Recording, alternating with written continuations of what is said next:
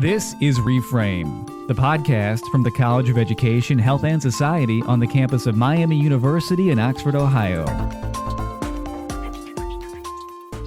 If you haven't been in a classroom recently, you may not realize just how much has changed, and some classrooms have changed even more than most. On this episode, we visit a very different kind of classroom called the Wonder Lab, which is designed for young learners at Lakota Local Schools in Cincinnati. The lab uses concepts of STEAM learning, which focuses on science, technology, engineering, the arts, and math. It's all about sparking curiosity by using the environment itself to nurture creative exploration. And on this particular day, the first graders here were learning all about spiders and how to make their own spider webs. So the STEAM bins that we have open are 4 and 5 and 6. There's different things in there that you might be able to make a spider or a spider web with. The workbenches are open today if you want to take a STEAM bin over there. The pegboard, the light table has some things that you might be able to make a glowing spider web with. The Lego wall is open to do the challenge at. The drawing station is at our flower table. There is paper there, pencils, pictures of spiders, books about spiders. This was the day before Halloween, too, so lots more about spiders. We also spoke with Lauren Seal, she's the teacher you just heard, who explained about how the Wonder Lab helps young children imagine new possibilities by teaching them how to solve problems and to think critically. It's also about building important soft skills like creativity and communication and collaboration. And here at Lakota, it's even become a special space where those who seem to struggle the most in school also find their place. So I'm Lauren Seal, and I've been in Lakota for 19 years. I taught kindergarten and first grade in the classroom up until last year, and the idea of STEAM for kindergarten, first, and second came about, and they put out a call for who might want to teach this, and I thought this is perfect. I've been doing it in my classroom and love just the excitement that the kids bring to it. So was hired on, and we are officially called the Wonder Lab. And there's 3 of us in Lakota that teach at all the early childhood buildings. And that's the room we're sitting in right now. Yes. So can you give us the Wonder Lab. a bit of a description of what this room is and what it's all about? Sure. So the idea when we were building this room, and we built it from scratch, was for it to, first of all, spark curiosity. So to have things in the room, nature items, things that I have spool tables that are big electrical spools, things that look like something else and are used for different purposes. We've got pulleys in here, we've got a big magnet wall, lots of hands-on, lots of choice, different kinds of seating, things that can become messy and do hard work on, and just a place that they love to come. So you were brought on to kind of create this lab, correct? Yes, yeah. How did that start? Most of the elementary school buildings had STEAM labs, and 2 years ago we did a little bit of a shift, and our second grade, first and kindergarten became buildings, and 3 through 6 became buildings. So there was a shift in the grades in Lakota. And so they decided to put these labs in, so in this building it had never existed. So they said, what do you want to do? Which was amazing to be able to have that ownership and the choice, and my principal and everybody at central office was really supportive, and here's some money and go to it. So you kind of had like a blank canvas to paint. We did. Okay. It was pretty amazing. And it's still a work in progress, but we've come a long way in a year. Now this is a big shift towards the STEAM-based learning. Can you tell us a bit about like what STEAM is? I think there's a lot of emphasis on STEM careers, now STEAM careers. Right. What is so important about that type of learning today in society? Sure. So STEAM stands for science, technology, engineering, art, and math. And it's an integrated approach to teaching kids. And it really helps, in my opinion, them with soft skills like problem solving and risk taking and being okay with failure, able to work in teams and ask questions. And through all the different activities we do in here, they're working on those same things, and they take those back to their classroom. They take them to their jobs, to college, to their sports teams, and they're really just life skills that every kid can start to develop even at age 5 and 6 years old.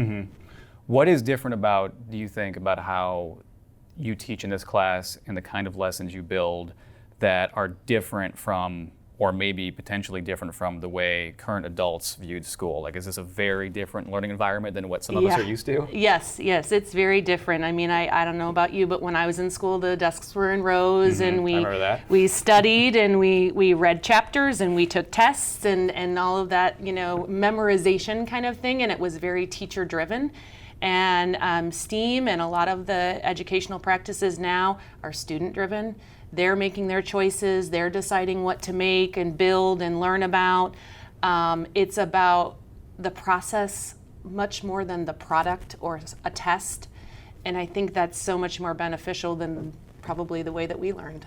Is that a bit of a reversal? Was it used to be about the product and now it's about the process? Right. It seems like a switch. Yes, for sure. Yeah. I'm much more interested in how they built a building than is it the tallest in the group, or I want to see their creativity. I do want to see them fail to see how they pick themselves back up again. And I imagine like the thinking process that goes along with, well, how is it that you failed? At what point along the journey did you fail? And now you know what to fix next time. Right. And I think at this age, being able to communicate that is a big piece. Just listening to the kids talk and form their ideas and form their questions and kind of nudging them along the way is a big benefit. That's actually exactly what I wanted to ask next. You hear a lot about middle school students learning about STEAM and STEM, and you learn about high school students that are doing the same thing. But you're dealing with, like, today was a first grade class, correct? And what are the age ranges that you do work with? I work with kindergarten, first and second grade. So what is there a particular benefit for teaching these types of skills to the very youngest learners? Sure. I see it as a natural fit for them. They already want to ask questions. They want to play. They want to tinker. They want to take things apart. They want to build. I think it was all the things that kids love to do, and we're just taking it a step further and incorporating those problem-solving skills and risk-taking and things like that. And I think it's just a really natural fit for this age level. And I think, too, it's breaking down some stereotypes that, I'm not going to a good math person, or I didn't like science. I hate to say this, but I didn't like science when I was growing up, and now I'm a science teacher. Sure. So I think it's right at the earliest age, breaking down barriers for those kids. I hear a lot of teachers and teacher educators talk about how, like, the curiosity is sort of killed in kids. At least it used to be, maybe back in the way school used to be done. And that's one of the missions they seem to have, is to sort of reintroduce that curiosity to older learners. But now it seems like this is a way to nurture it and keep it alive. Yes, I would agree with that. So kind of like, hopefully that continues then at the later grades. Yeah. So how does the lab accomplish that goal? I've heard that this is a very special space, unlike any other classroom, and about how the environment itself has been said to be like the third teacher, and that is a very important part of this learning process. So what do you mean by that? What does the environment itself bring to it? So we often say the third teacher is, the classroom teacher, or me is one teacher, and the students are another teacher, and the third teacher is the environment, in that it invites them in to wonder and touch and build and create, and get interested. They help each other. So I think the lab just really invokes that curiosity for them. Can you talk a bit about some of the specific lessons? I know today you learned about spiders and spider webs and building spider webs. Yeah. I wonder if you could tell us a little bit about like that lesson or some other specific lessons that are kind of what happens on a day-to-day basis here. Sure. So last year we kind of had a blank canvas, and we worked with the Cincinnati Museum Center and brainstormed how are we going to come up with a curriculum for our STEAM classrooms. And we came up that at the early childhood level, we came up with 3 questions for each trimester. And the first one is, what are things made of? The second is, how do things work?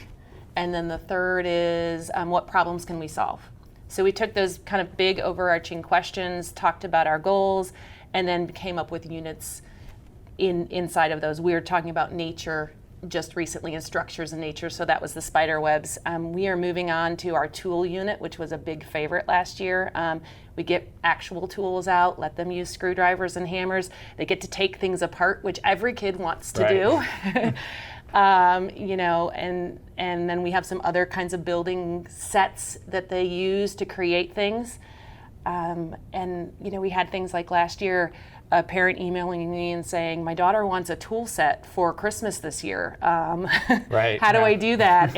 And my son's helping my husband do this siding on the side of the house, and he's really excited about it. And so bringing in some other types of things they might not have access to. It's not just Legos and robots, but we also do like a sewing unit and a textile unit. So giving them experiences with sewing machines and things like that.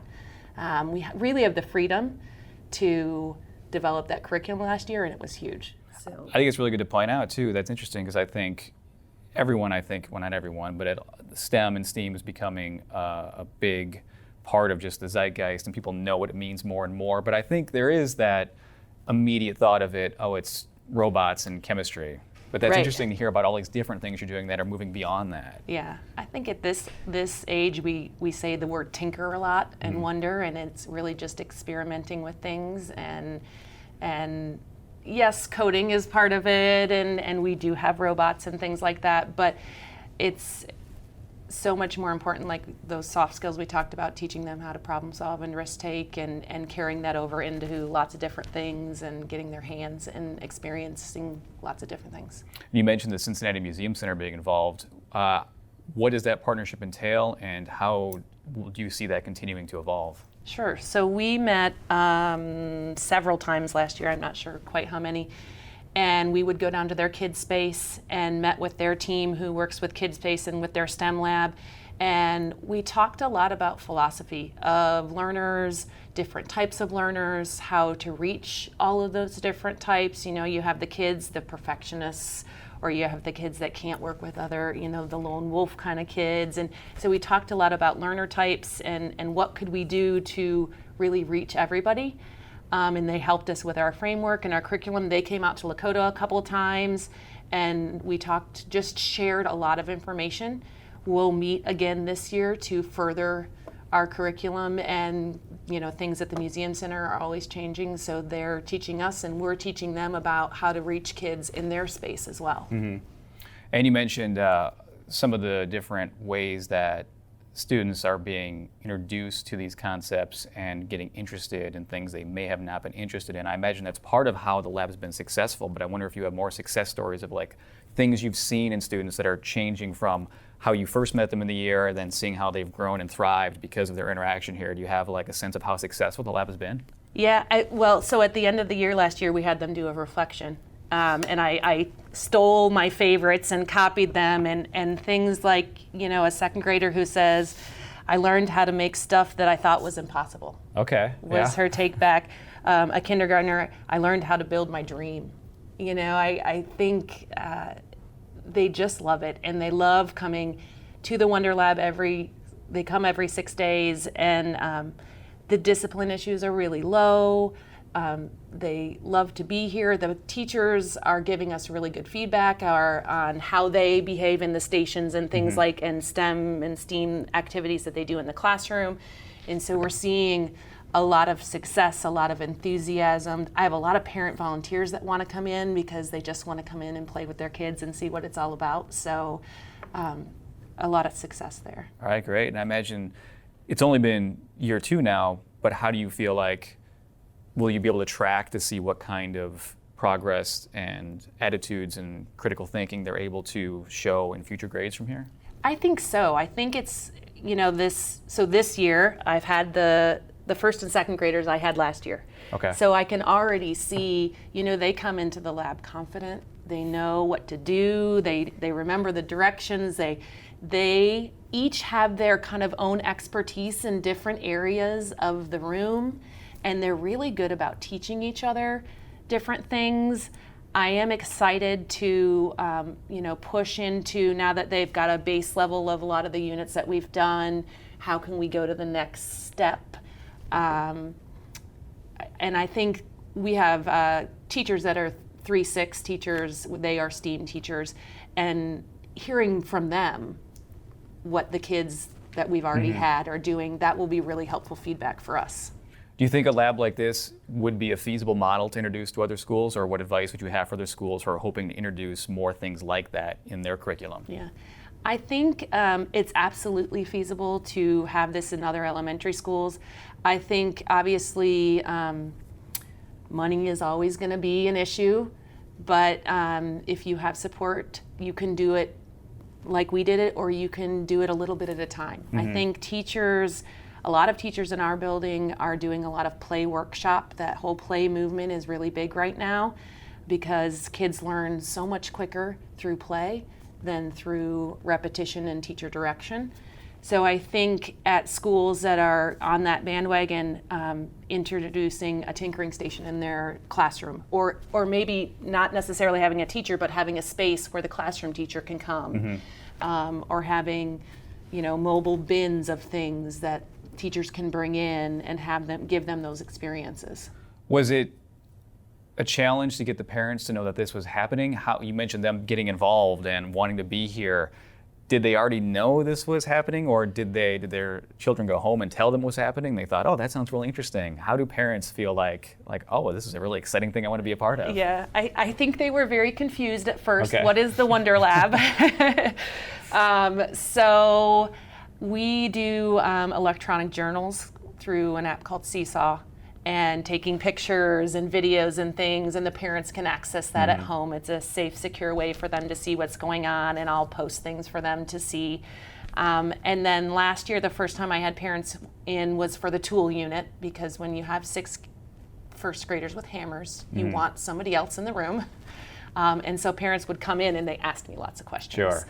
And at this point, because we're a year in, some of them, like on conference night, or if it's just after school, will drop in and say, tell me about it.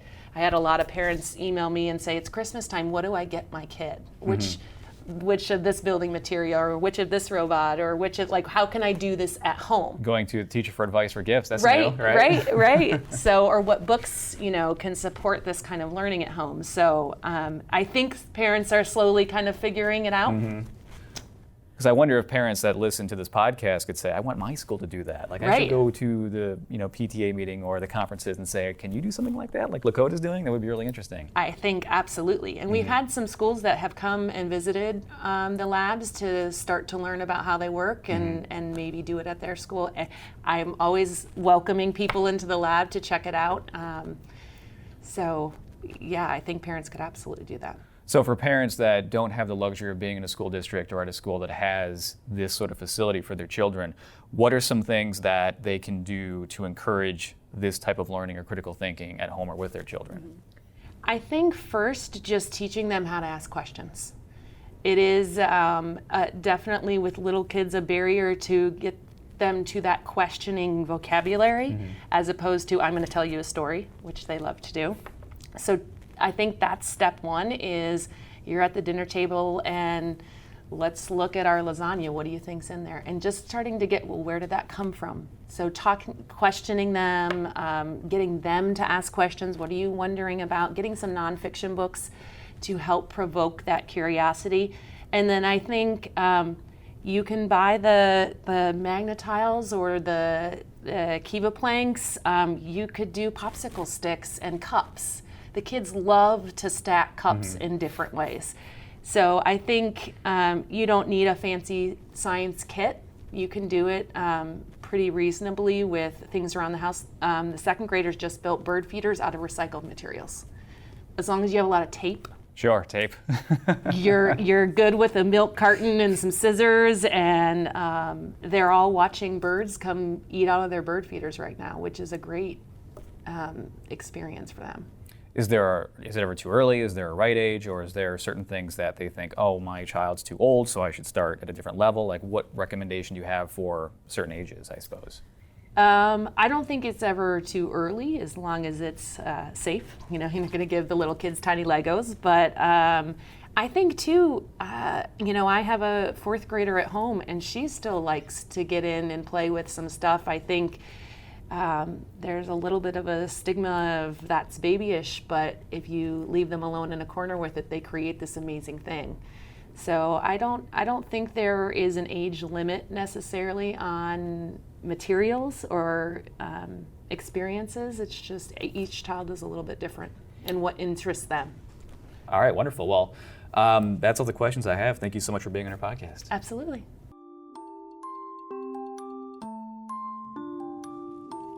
We want to thank Lakota Local Schools for allowing us to visit the Wonder Lab, and also to Lauren Seal, who is dedicated to building STEAM-based skills in our very youngest students. And this is the Reframe Podcast. If you've enjoyed this episode or found it informative in any way, please share it with your students, your friends, family, and coworkers. We have many more free episodes available now on Apple Podcasts, Google Play, Stitcher, Spotify, and more.